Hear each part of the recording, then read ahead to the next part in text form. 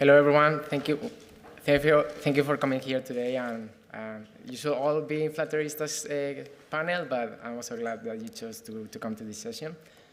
Today we are going to talk about JavaScript interoperability and how can we enhance our Flutter web apps by using JavaScript.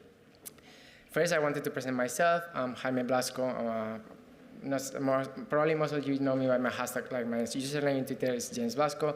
And then I'm a senior Flutter developer working in a small startup based in London that is called Hypervolt. And then also Google developer expert in the technology. I'm one of the organizers of Flutter Spain with other people that are here in this event today. First, I wanted to talk about why, right? Like, why the hell? Why do we want to use JavaScript to build in a Flutter web app while the full purpose of Flutter is to build everything with Dart and do it multi-platform, right? Well, life is never that easier, and there's some times that you need to have to implement JavaScript for doing things that you are not, you cannot do now, with the Flutter framework yet. But then you can also, because there is some, the ecosystem is more mature on the native side, and there's a lot of resources that you have to spend to port that to Dart itself. There are some examples, like for example, Firebase library is implemented by Firebase JS in Flutter Web and also Google Maps. And we encountered this issue while building Flutter Stripe. Flutter Stripe is a package that we have been maintaining, Jonas, Bart, Raymond, and myself. Jonas is here. Raymond is here. If you have any questions about Flutter Stripe, we can answer them later. But yes, we built this package with the idea to provide something that was the best solution for doing payments on Flutter, and it was reliable, stable, and secure. So we came up with this idea, like, why should we start? How should we start? I was like, okay, we export all the REST APIs from Stripe, we do the plugins, like all the UI in Flutter, and we have a full package that works in all the platforms. So we went with this idea to Stripe itself, and they tell us, hell no. And we had to discover so many things that implied we didn't know about this because we are developers. But yeah, there's so much legal implications about handling customer information, especially credit card information in your backend or in your code bases. One of these that I want to highlight is PCI compliance.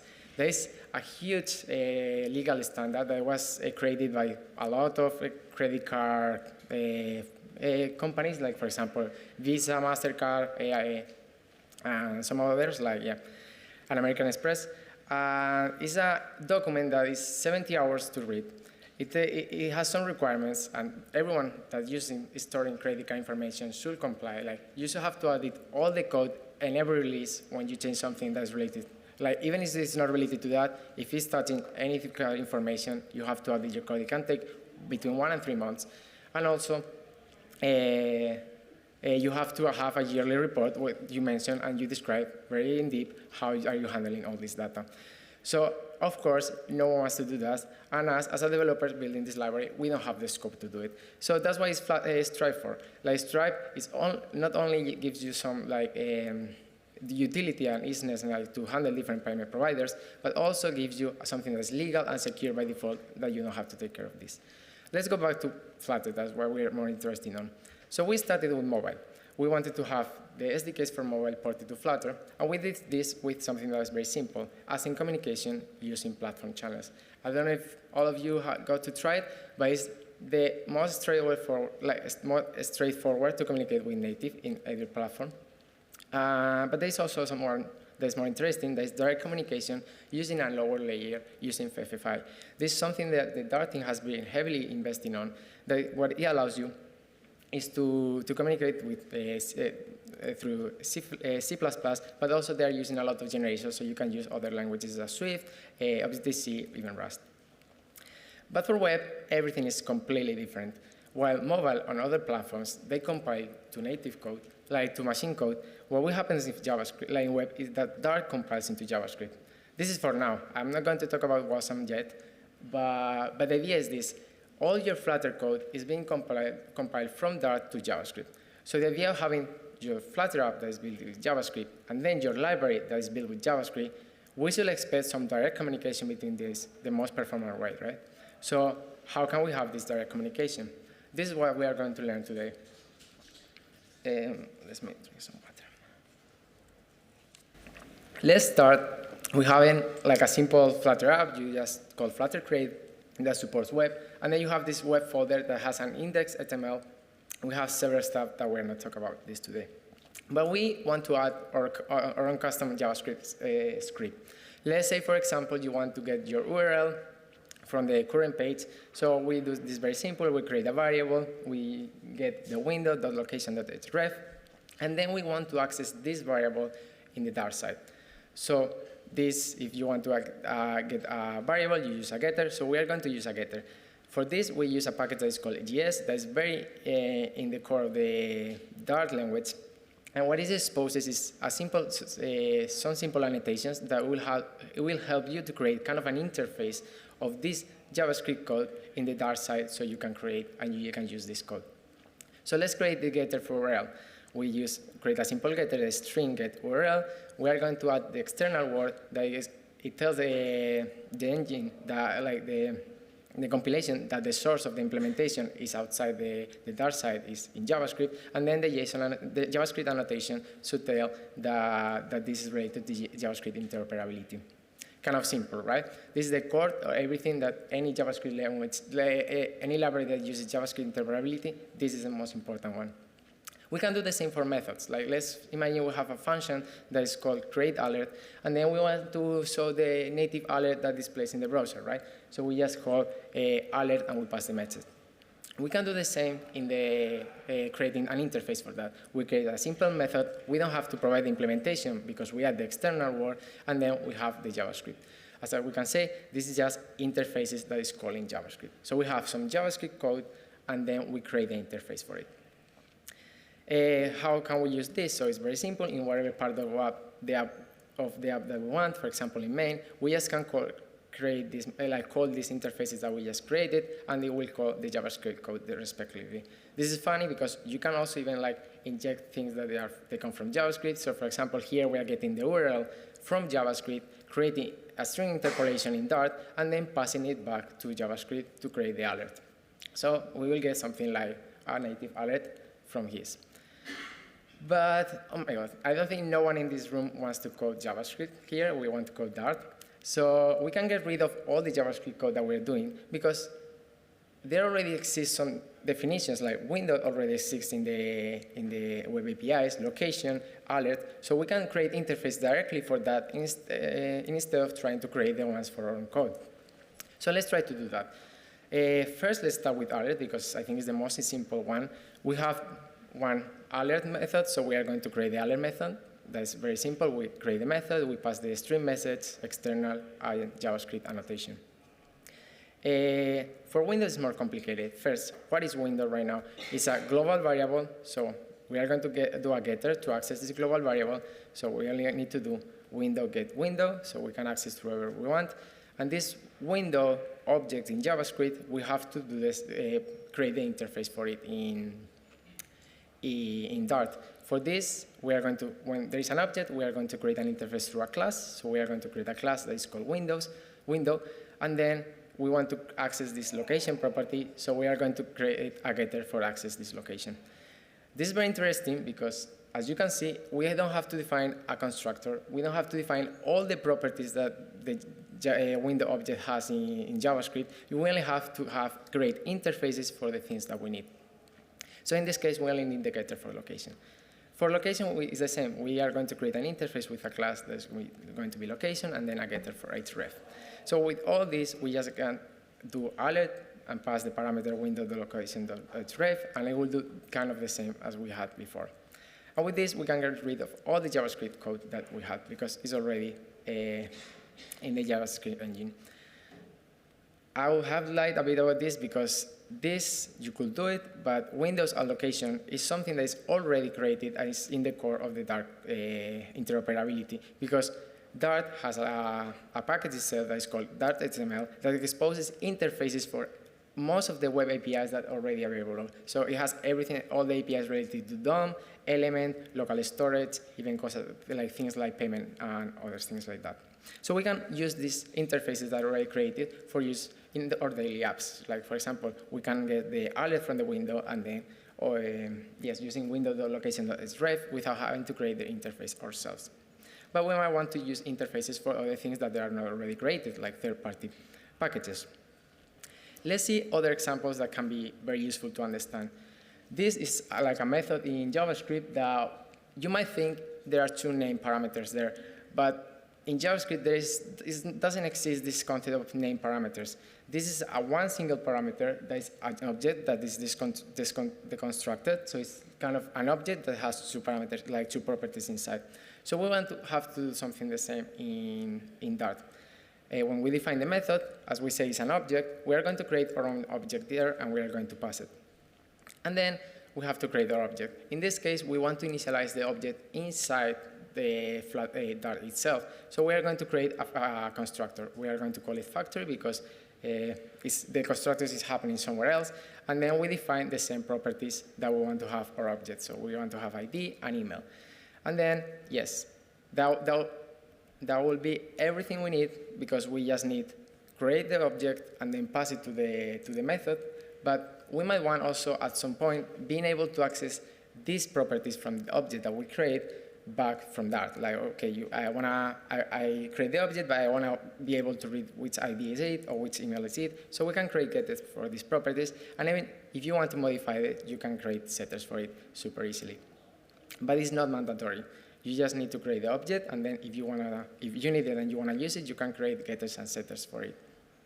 So then we create the user, and then we can pass it to the welcome user, everything done in Dart.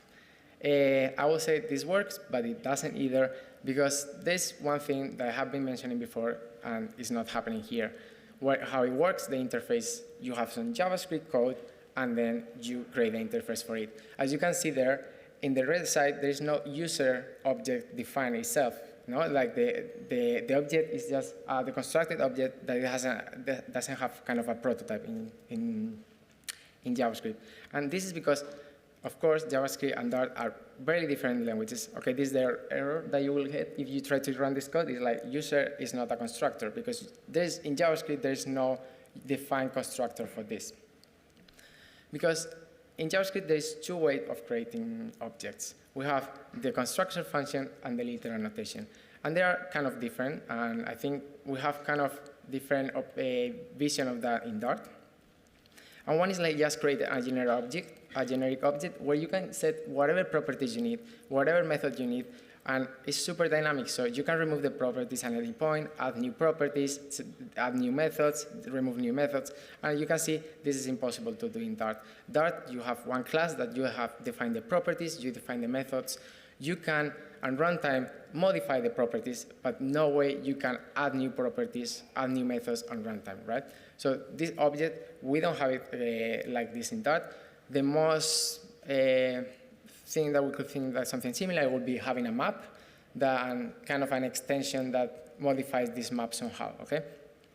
And then we have, for example, in JavaScript, you can add a new method like, okay, I now want to set the nationality method, so I will put it there. The construction function is it looks more like a class in Dart. So we can have a constructor that you pass two parameters, and internally in there, you define which properties you want to add. Like, for example, I want to have first name and last name, and you define it there. And then every object that has used this constructor have a common prototype, that they call it property, where you can define new properties. You cannot define new properties for the object itself, but if you define it for the property, it will be shared across all the classes that use these constructors, like these objects. So all the users that are created to this constructor will have a parameter that is nationality that will be Spaniard. So let's see this visually in the console of the JavaScript console of the browser, so we can see the difference. If we create a variable using this constructor and we print it, we will see the first name, the last name, and this prototype object that I mentioned that contains the common variables, then defines this constructor and is different for each constructor that you create. If you try to print the variable you just created in my object, you have something very generic that allows you to get properties, add properties, and all this stuff, and you have your properties that you defined before. Let's see how can we do this difference also in creating interfaces in Dart. So we already know, so the first one, for example, when a window, like you have something that's already defined that has a constructor. We can just add the JSON annotation. You have positional parameters, the same as the function in the constructor, and then you can add getters and setters. For the second one, that is the one that we had before, the case before, it's going to be very simple, like very small difference, but has huge implication internally. So the first one is that you have to add the anonymous class because there is no protocol defined for it. It's like something abstract, it's something generic. So that's how we define it in the Dart interface, calling it anonymous. And then, as you can see, it has name parameters. You cannot add positional parameters because in generic objects, the property itself, it depends on the name. So here we do the same. The property itself, it doesn't depend on the position. It only depends on the name. And the same, you can add getters, setters, method, everything behaves the same in both. So in the case before, the only thing we just need to add, we don't have a user prototype defined or anything here or a constructor, so we just declare this class anonymous, and it was already named parameters, so that will be fine. And this will work. Yes, it will show an alert. It says welcome user with the ID and the email. It will be enough, but let's make it even more complicated, right? Why not? What we are going to do, because we have been learning so far, we have JavaScript code, and we want to be able to call it from Dart. But what the opposite? Like, we have some Dart code, and then we now want to call it from JavaScript, no? Like, we want from JavaScript to access something from Dart. So this is very easy done, but let's see in detail. So the idea is we have one callback that we are going to call it from JavaScript. And this callback is going to be a variable. We are not going to define it in JavaScript. We are going to define it in Dart. So let's see how can we make this work from Dart. We have a variable. There is a callback. So we are going to add getters or setters. In this case, we want to set the value. We just have to add setters. So we create a setter that is going to be called callback, and the value is going to be a function.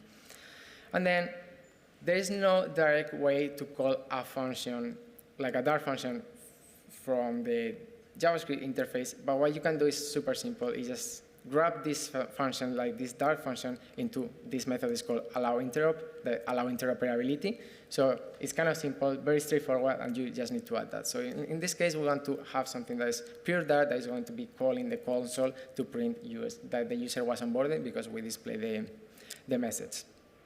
So in this case, if we run this code, what is happening is like, first we're calling welcome user, then we go back to, we pass the information of the user to the JavaScript side.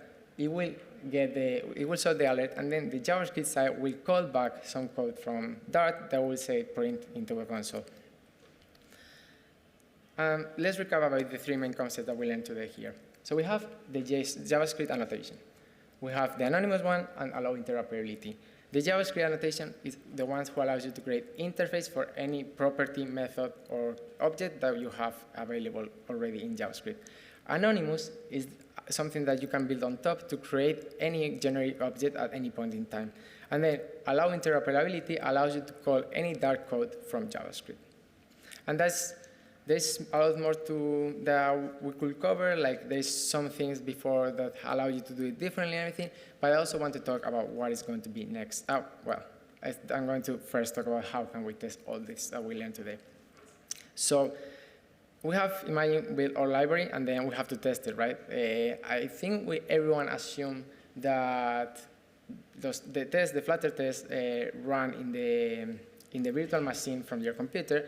Of course, it will not run JavaScript code, but you can change the target and you can change it to run into a browser. So with this, just adding this simple parameter, like you can totally modify the behavior and run the test with JavaScript with it. So let's try to test this. We have some version in JavaScript that we define, and then we try to get it from Dart, and it's super simple. We just create the interface, like the getter that we have seen so many times, and then we want to test this.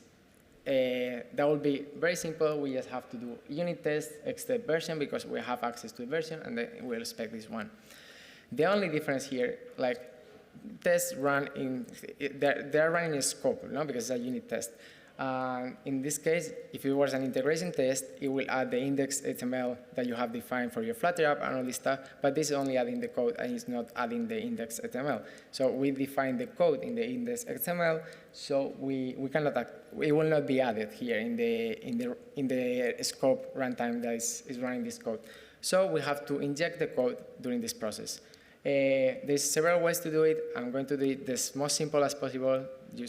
There's not the correct way to do it, but you definitely could do it like this. So you get the document right now. There's in the because it runs in like a virtual hidden browser, so you don't really see it, but it has a window, a document, all this stuff. So you can get the document, the head, and then you add a new script like with JavaScript, like you can add it like there. And if you run this code, it will totally work and it will pass the screen. Then there's ways to do it also if you have a library that's coming, like for example, a Stripe that comes from a server or something. There's ways to do it also for injecting this code directly here into your test.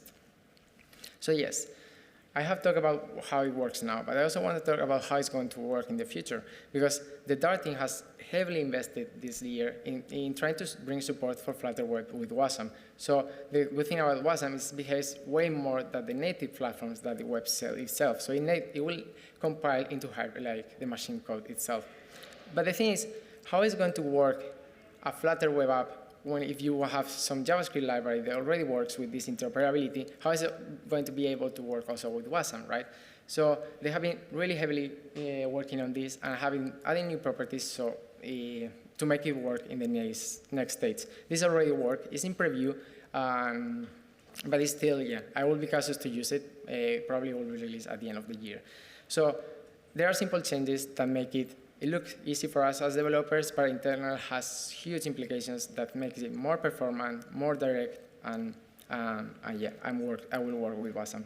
One of these, this meta tag, is called static interop, and what it does is force every interface that you wanted to create to be static. I don't know if you're familiar with static and dynamic. The idea is JavaScript is always dynamic. As we mentioned, you can add methods, you can remove methods, you can add properties, remove properties, and all this stuff, but Dart not. Dart, it used to be dynamic a lot, but they have been doing a lot of efforts to create a static, a type language that you can expect everything, or compilation time, and not having problems in runtime. So it's kind of the same. Every interface that you wanted to create, it will be defined when you compile, and you cannot create ways to communicate with JavaScript during runtime. Like for example, I wanna for example, for this user, I wanna create a new email parameter, and then I wanna be able to read this new email parameter. No, the parameters that you know and you want to use in Dart are the ones that you already created, ID and email. It will not be any one that's like first name. So the idea is to make Dart always static interoperability, and that can make it more predictable, less prone to errors, and more performant. The only also main difference, it would force you to only have the factory constructor in the class, and then everything use extensions. That is why, because it doesn't add a bottle layer to the class itself, but because it's preparing for something that's coming, and it's also even more exciting. I don't know if you heard about inline classes, but it's a feature that Dart has also working a lot this year, and probably will be launched soon, and they are still finalizing the details. There is a type. It's not a type of class, because they are also defining the name if it's going to be inline classes or extension types, but the idea is to being able to create an interface around an existing class. Like for example, you want to create a document ID variable, and you want to use an int because there are numbers, right?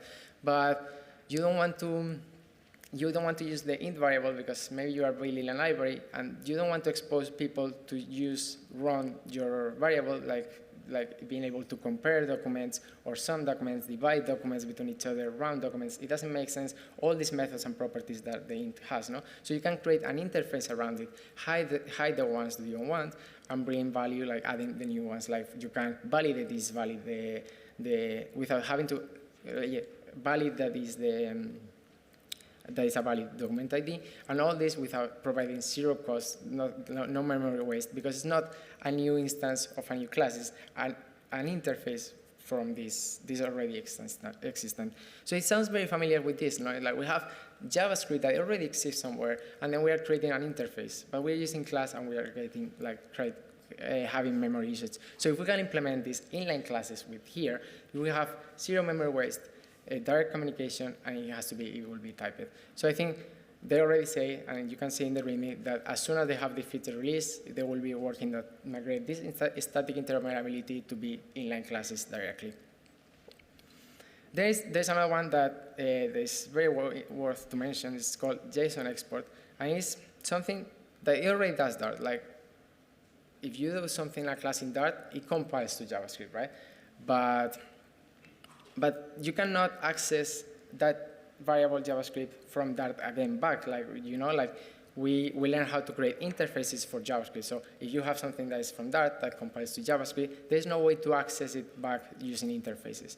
So that's what this does. It tries to create interfaces for Dart classes that were created with Dart. It doesn't sound like a big deal or anything, but I think one of the main use cases is how to mock libraries. Right now, as we saw before in the test, you have to inject some JavaScript code and then test the Dart side. But imagine, like, instead of trying to inject JavaScript code, you could mock these calls just by doing Dart, like with using JSON export, and then test it we just not have to write any JavaScript. So let's see an example. For example, you have a counter, there's a class that has a value and an increment, and then you can increment this value, and then you use this annotation JSON as a JavaScript export. So we initialize it like normal, and then we want to be able to, the part that is like the one that is really compiled to JavaScript, being able to access it back using interfaces as we learned before. So we are going to create an interface for this. We are going to call it JSON counter, and then we get the external values and the method, like as we learned before. And then how can we get this interface from the Dart object that we created, right? So it's a bit complex, but it makes sense. So what it does is create, we have to call this method, is create Dart export, that we pass the type, we pass the variable, and then we tell them, okay, is this interface, is this kind of object that I want to use from JavaScript? And then you can make use of this object that you just created as any other object that is from JavaScript. It looks like wild to do this, but imagine, yes, you have your library, like Stripe, for example, and we have implemented just the interoperability, just the one below. And for testing, we can create mocks with the one above and fake it and do it as if it was the official library for unit testing. Yeah, it will behave something like this. Yeah, we have you can expect that the value from the JavaScript interface is the same as the one in Dart counter. If you change the one in the interface, it will also be the same value in the Dart, and then it will be, I would say it's in sync, but it's not the same variable, but having it, like, Dart is being interpreted in a different way. The last is I would like to try to learn how to apply this in real life. So we are going to try to, like, for the last couple of minutes, to try to implement this in real life. So the idea is this component is a component for Stripe itself that we have been recently implemented that allows you to implement all the payment methods that you want, different countries, different styles, and everything is built in JavaScript, is sale. You cannot access any credit card information that is stored there. So it's something that, as we discussed, it will be perfect to use, right? So let's try to see how we can learn and implement something that is built with JavaScript, right? So my first idea will be, okay, let's go to the docs, JavaScript yes, and see how can we port these interfaces and create interfaces for that. The first thing they say to do is add the library. We know where to add the library, right? We go to the index.html, we add this library, we add this line of code, and then we have all the JavaScript already in our code base. Then they say, okay, in JavaScript, you have to initialize the Stripe object and pass a publishable key. Okay, we have to create this interface. This is an object that is already defined, so we use class, and then we just need to define the constructor. We don't need anything else, right? So we create the factory, that's the constructor, and we pass string publishable key. Then they tell us to call this method. It's just a simple method that's called element, and then this method has what we already said. At the constructed object, there's only one parameter. So we are going to do the same. We are going to define, as we are using interoperability, I'm going to do it with extensions, but it's kind of the same. So we define one method that's called elements that is going to pass an object, and it's going to return another one.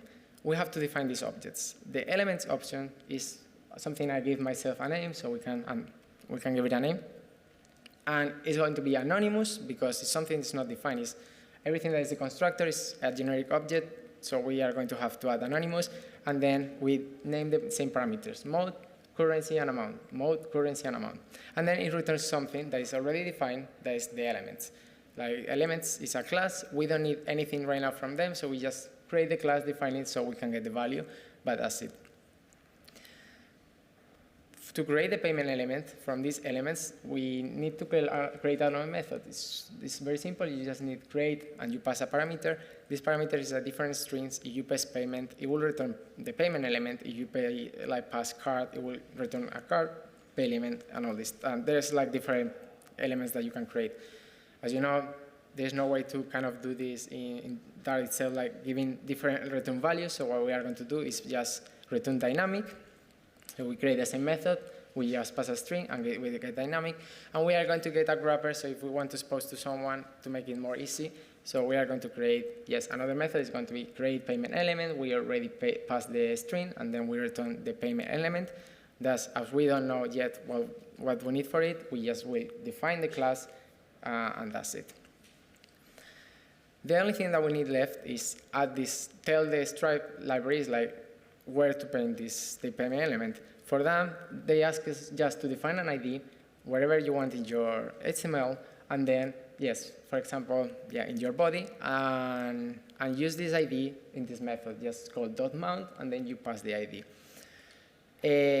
For that, we only need to create the interface of the mount. So we are going to add mount, and you pass the string, and we have all the interface to do whatever we need for building our element into Dart. Let's see how can we, with all the interface that we create, use the same kind of endpoints that we have in JavaScript. How can we use them in Dart to build this? So Stripe, we have an interface for Stripe, so we'll do the same. We are going to declare it final because we are not going to change it. And then the same for elements, as we say, is at the constructed object. We create the object for it, so we just pass the method with the objects, elements, option, mode, payment, currency, and amount. And then for payment element, we do the same. We create a function, so we can return the payment element directly instead of dynamic. And then what it gets a bit more tricky is in the view, right? I don't want to go a lot into detail because it has a whole topic itself, but we are going to see how to add HTML views into a Flutter app itself. It's two main steps. One is adding a widget that allows you to do this. So, for example, you have a stateful widget or a stateless widget.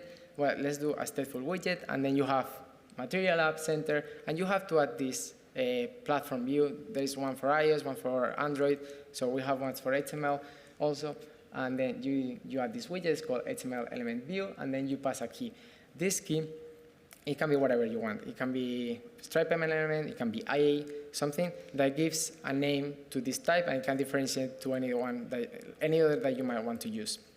And then, but this HTML view doesn't know yet what do you want to render, right? Inside, it's just, it knows you want to render something, but we want to tell him, I want to render an empty div, or I want to render a label with a text, or something like that. So we have to do that by calling import.ui, and then this method that is a bit ugly. I hope they simplify it a bit, but it's just platform view register view factory, and then you pass the same type as the other one, and then you return a HTML element that we already know that is an interface for the real element in HTML.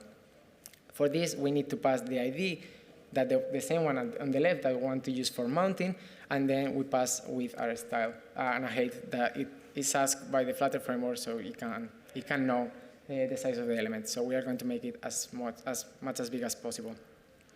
And then, yes, we already have the interface for the mount, so we just call mount, pass the ID already created, and this will have our element in place. Let's see it in real life. Well, yes. And all this code, everything that we needed for implementing this is the most important element that Stripe has right now in their ecosystem, in JavaScript, even in native, and we learned how to do it just in less than 5 minutes. So I think it's pretty cool. And I think let's see a demo to show you that I'm not lying or anything, I haven't made it even less complicated or something. So we have the payment element here. You can change it whatever.